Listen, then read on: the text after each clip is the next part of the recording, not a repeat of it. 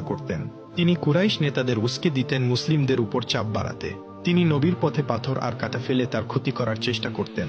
তিনি মানুষকে উৎসাহ দিতেন মুসলিমদের বাণিজ্য আর সমাজ থেকে বাদ দিতে।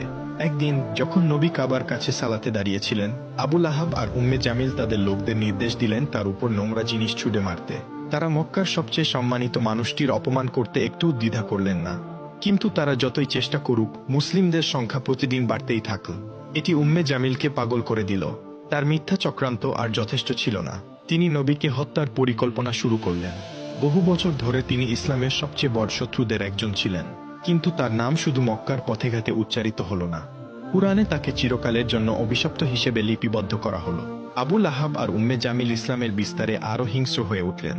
কিন্তু তারা যাই করুক, আল্লাহর সত্য জয়ী হল। একদিন নবী সাফা পাহাড়ে দাঁড়িয়ে কুরাইশের লোকদের ডাকলেন। তিনি বললেন, হে কুরাইশের মানুষ, যদি আমি বলি এই পাহাড়ের পিছনে একটি সেনাবাহিনী আছে যারা তোমাদের আক্রমণ করতে প্রস্তুত, তোমরা কি আমাকে বিশ্বাস করবে? সবাই একসাথে বলে উঠল, হ্যাঁ, কারণ তুমি কখনো মিথ্যা বলনি। তখন নবী বললেন, তাহলে শোনো, আমি তোমাদের একটি মহাশাস্তির বিষয়ে সতর্ক করছি। এই কথায় চারদিক নীরব হয়ে গেল। এটি ছিল ইসলামের প্রকাশ্য ডাকের শুরু। কিন্তু আবু লাহাব ক্রোধে ফেটে পড়লেন।